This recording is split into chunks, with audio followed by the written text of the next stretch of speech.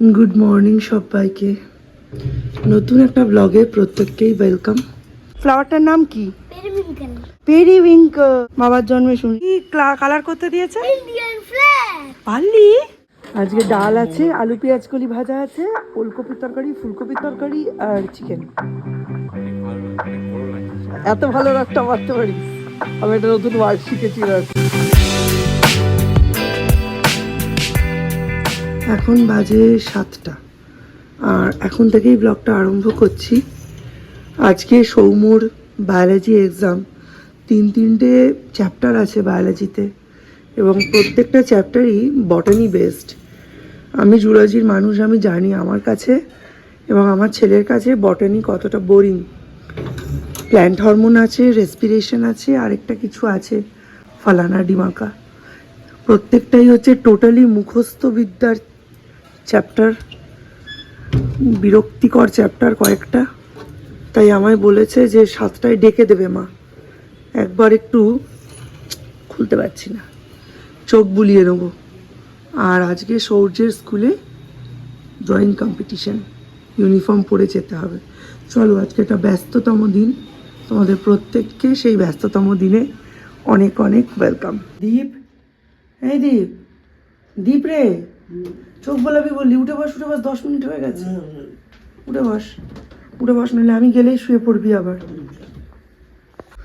সৌম্যকে উঠিয়ে দিয়েই আমি চলে এলাম ছাদে, কারণ এখন 2-3 দিন অন্তর অন্তরই জল দিক আছে।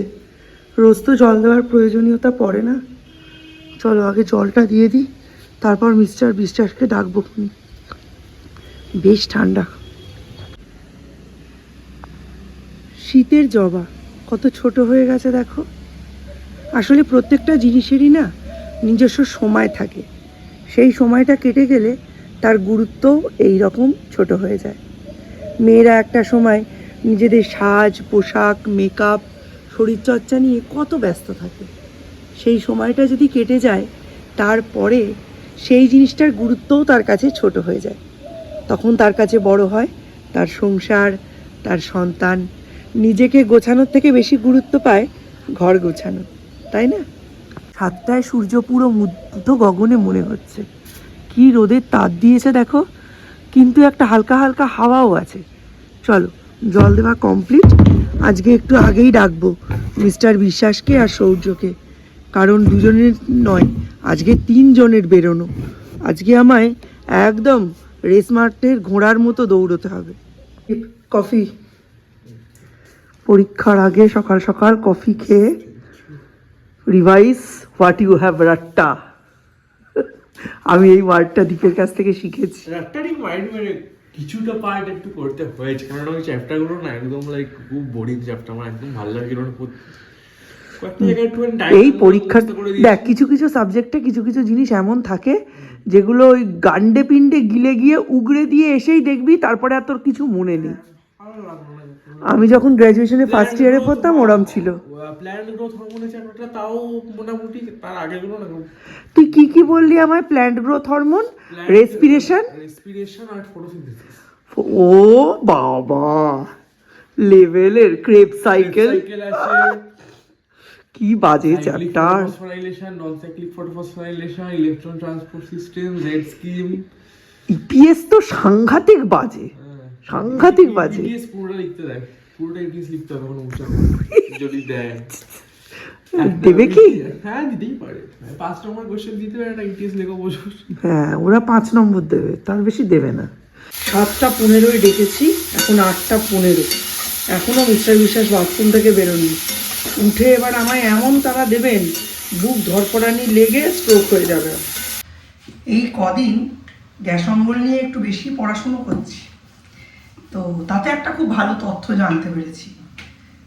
রান্নাঘরে প্রত্যেক দিন সকালবেলা এন্টার করার সঙ্গে সঙ্গে কিচেন সিঙ্কে 1 গ্লাস বা 1 মগ একদম গরম জল ঢেলে দিতে হবে। আর একদম রাত্রিবেলা খাওয়া দাওয়া, বাসন টাসন ধোয়ার পরে রান্নাঘর পরিষ্কার করা হয়ে গেল, তখন যাওয়ার সময় রান্নাঘরের সিঙ্কে আবার সকালের মতো 1 গ্লাস গরম জল ঢেলে দিতে হবে। এতে রান্নাঘরের পাইপ খুব ভালো থাকে, জাম হওয়ার সম্ভাবনা জাম হওয়ার সম্ভাবনা কম থাকে। ঠিক তেমনি আমাদের বডিটাও সেরকম। সকালবেলা ঘুম থেকে ওঠার পর শীতকালে গরম এবং গরমকালে উষ্ণ জল ঢেলে দিতে হবে। আবার রাত্রে খেয়ে দিয়ে ওপরে ওঠার সময় রাত্রে খাওয়ার আধা ঘন্টা পরে 1 গ্লাস শীতকালে গরম, গরমকালে উষ্ণ জল ঢেলে দিতে হবে।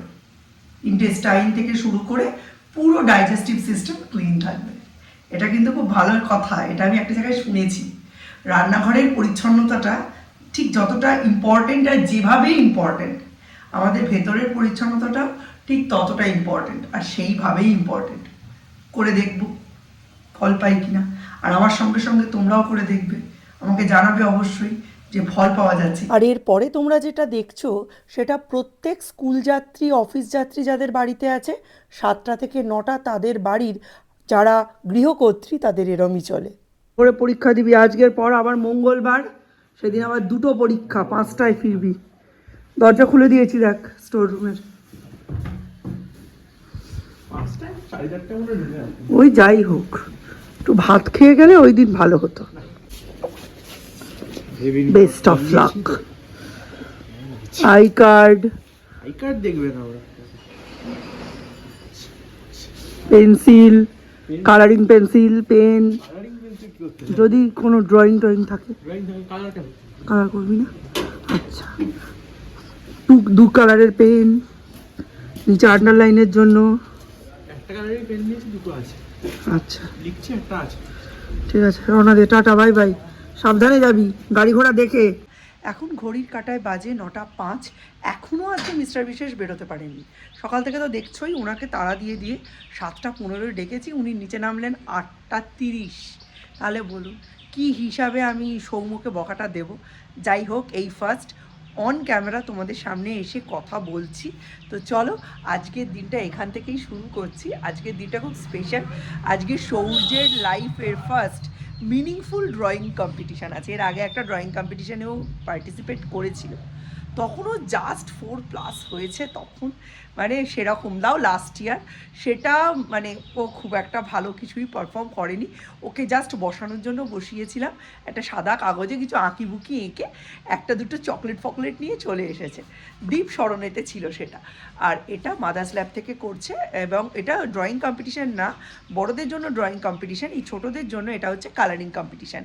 একটা কালার ছাড়া একটা ছবি দেওয়া থাকবে প্রিন্ট আউট, সেটাকে মানে বুঝে কালার করতে হবে। মানে যদি ব্যানানা দেয় ইয়েলো, যদি ম্যাঙ্গো দেয় রেড অর অরেঞ্জ বা ইয়েলো, যদি গ্রিন কোকোনাট দেয় গ্রিন, যদি স্ট্রবেরি দেয় রেড অ্যান্ড গ্রিন, তো এরকম বুঝে কালার করতে হবে। ফুলের কালার তো নানান রকম হতেই পারে, সেক্ষেত্রে আমার মনে হয় না ফুল দেবে, মনে হচ্ছে ফলই দেবে কিছু একটা। যাই হোক, তো অনেকে বলছিলেন আবার হিন্ট দিতে। আরে হিন্ট কখনোই পসিবল না। এই ছোটো ছোটো বাচ্চারা যখন বিভাগ ক বা সেকশন এতে গিয়ে ড্রয়িং কম্পিটিশান করবে বা কালারিং কম্পিটিশান করবে, কোনো জায়গাতেই কিন্তু কোনো হিন্ট দেওয়া হয় না। ওরা গিয়ে নিজেদের মনের ইচ্ছে মতো, কথাটাই হচ্ছে যেমন খুশি আঁকো, সেখানে মনের ইচ্ছে মতো ড্রয়িং করবে বা মনের ইচ্ছে মতো কালারিং করবে। সেখান থেকেই বোঝা যাবে ওদের এজ ওয়াইজ পোটেনশিয়াল কতটা। সেখানে সব কিছুকে এত সিরিয়াসলি দেখার কিছু নেই। হ্যাঁ, কম্পিটিশনের মনোভাব নিয়ে যাবো না, পার্টিসিপেট করছে, বসছে, এনজয় করছে, সেটাই সব থেকে বেশি ইম্পর্টেন্ট। ও দিতে পারবি না, ভারী বাবার ব্যাগ ছেড়েছে রে। এই ছেলেটা গন্ডগোল পাকিয়েই ছাড়বে। Tata tata.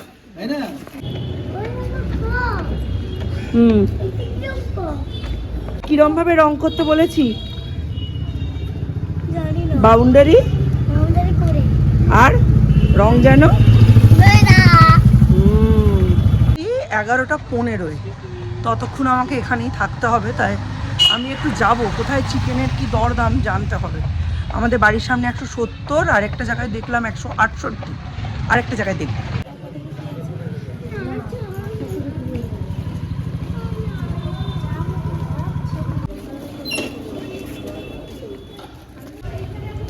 সব ছোট্ট ছোট্ট কম্পিটিটার আজকে।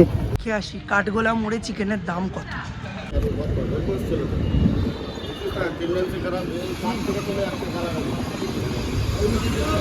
কিছু দাম কম নয়।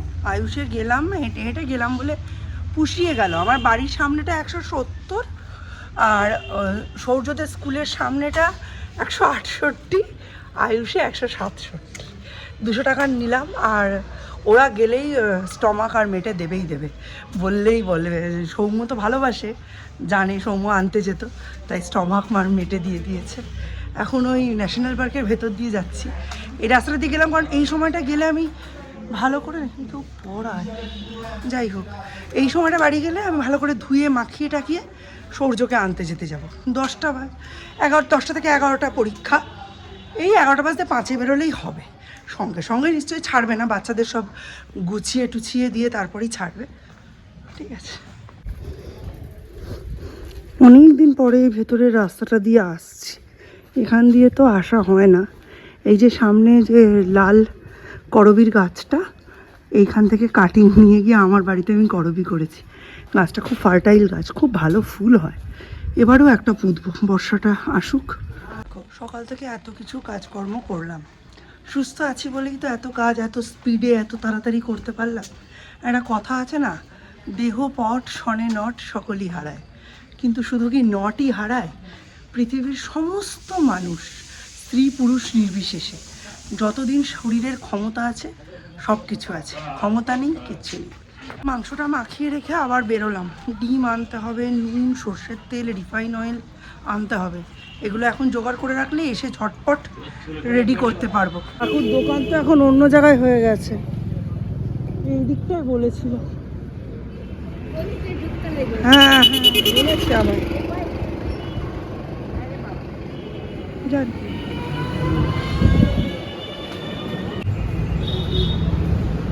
ও এই সবটা নিয়ে আসে, কি আছে?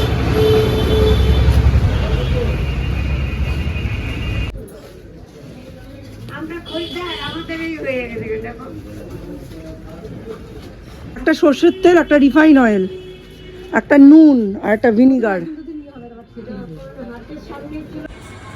সর্ষের তেল একটা, একটা ভিনিগার, একটা লবণ, আর একটা হচ্ছে রিফাইন অয়েল।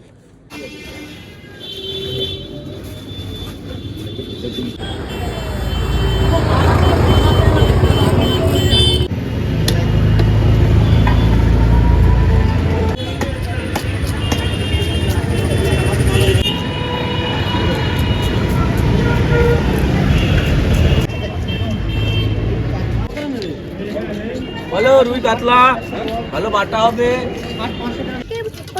বলেছিলে এটা খায় না। হ্যাঁ, এটা খেলে পেটে ব্যথা হয়। হ্যাঁ, আর তুমি কালারিং করেছো? ভালো করে করেছি। তো ক্যা মিলা? টফি। টফি মিলা। ফ্লাওয়ারটার নাম কি? পেরিউইঙ্কেল। পেরিউইঙ্কেল। এই দেখো, নয়নতারা। নয়নতারাকে ইংলিশে বলে পেরিউইঙ্কেল। বাবার জন্মে শুনিনি, এই ছেলের হিসাবে শুনছি। পেরিউইঙ্কেল কি কালার করতে দিয়েছে? Indian flag. পারলি? কিভাবে করলি? উপরে উপরে অরেঞ্জ, নিচে হোয়াইট, মাঝখানে ব্লু, নিচে গ্রিন। ইয়েস, ঠিক কথা। হুইলটা ব্লু, মাঝখানে হোয়াইট, নিচে গ্রিন। না না, মুছ এই গোলটা আছে তো, সেটার মধ্যে ব্লু। হ্যাঁ ঠিক, বুদ্ধি আছে ছেলের। বাচ্চাদের ক্ষেত্রে ইন্ডিয়ান ফ্ল্যাগটা একটু টাফই।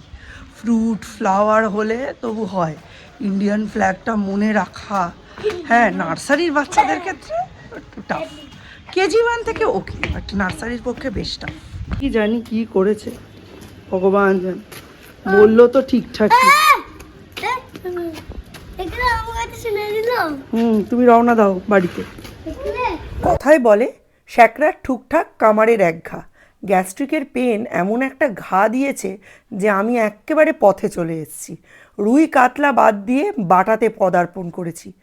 যে কোনোভাবেই লাইফস্টাইলের মধ্যে ছোট মাছকে এখন ইনক্লুড করতেই হবে। ছোট মাছ খেতে আমরা সবাই খুব ভালোবাসি। বিশ্বাস করো, প্রত্যেক ফ্যামিলিতেই দেখবে প্রত্যেকে ছোট মাছ খেতে ভালোবাসে। খাওয়া হয় না খালি সময়ের অভাবে। এখনকার মানুষের কাছে টাকা পয়সার থেকেও দামি হচ্ছে সময়, তাই না? দিন ধরে ইচ্ছে হচ্ছিল ফেসবুকে কিছু ফানি ভিডিও ছাড়বো, তা কয়েকদিন আগে একটা ছেড়েছি, বেশ ভালো রেসপন্স।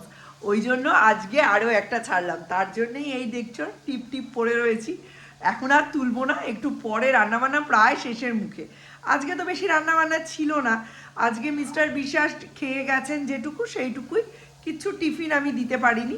তো এর পরে যেটা রয়েছে, ও না না টিফিন তো দিলাম, আলু ফুলকপির তরকারি আর রুটি, পুরো মাথা থেকে বেরিয়ে গেছে, ওই পুরো ভিডিওর মধ্যেই মাথাটা ঢুকে গেছে। তোমাদের ভালো রাখার জন্য, ভালোবাসার জন্য, নিজেদের আনন্দের জন্য আমরা কত যে অবতার নিই, আর সেই ক্যারেক্টারে এমনভাবে ঢুকে যাই, পর মুহূর্তে ব্লগিংয়ে এসে নিজের ক্যারেক্টারটাকেই হারিয়ে ফেলি। সে যাই হোক, এখন রান্নাবান্না একদম শেষের মুখে, খালি মাংস হয়েছে আর বাটা মাছ হয়েছে। চলো তোমাদের লুকটা শেয়ার করি। অনেকদিন ধরে বলছিল যে মা একটু চিকেন করো, চিকেন করো। বেশ এখন দেখবে খুব কমই হয় চিকেন। আমার শরীরটা এরকম খারাপ হয়ে যাওয়াতে আমি দীপকে বেশি চিকেন খাওয়ানো অ্যালাউ করছি না। মানে বাড়িতে হলে তো আমারও একটু আধটু খাওয়া হয় ওই জন্য, তবে ওদের পুরোটা বন্ধ করছি না, ওরা ওদের মতো খাবে। আমি আর মিস্টার বিশ্বাস যেমন আজকে বাটা মাছ এনেছি, বাটা মাছ খাবো, সেরকম ওরা চিকেন খাবে, আমরা বাটা মাছ খাবো। ওদের তো খাওয়ার বয়স, এখন যদি আমি আমার স্বার্থের জন্য ওদের খাওয়াটাকে নষ্ট করে দিই, কেমন হয় বলো? সেটা তো ভালো দেখায় না জিনিসটা। ব্যাপারটা ঠিক সেই রকম। মিস্টার বিশ্বাস বলছে যেমন হবে বাড়িতে তেমনই খাবে, সেটা হয় না অ্যাকচুয়ালি। মা হয়ে কি করে বলবো? আর এই সময় না এক পেট খিদে নিয়ে ফেরে, কালকে এসে খেতে খেতে বলছে মা আর ভাত আছে, মানে ও নিজেও বুঝতে পারছে মানে ওকে যে অ্যামাউন্ট দিয়েছি ওর তার থেকে বেশি খিদে পেয়েছে। হবে না? এক কাপ লিকার চা খেয়ে একটা 17 বছরের ছেলে সকাল 7:30 8টায় চা খেয়ে পড়তে যায়, পরীক্ষা দিতে যায়, তার খিদে পাবে না 2টোর সময়? আর ও রাস্তায় তো কিচ্ছু খায় না। এইবারে আমি বলছি হ্যাঁ রে আছে বাবা তুই খা। এবার সৌর্য তো ওরকম ট্যান্ট্রাম ক্রিয়েট করছে, বলছে মা সত্যি করে বলো ভাত আছে তো? বলছি হ্যাঁ রে আছে।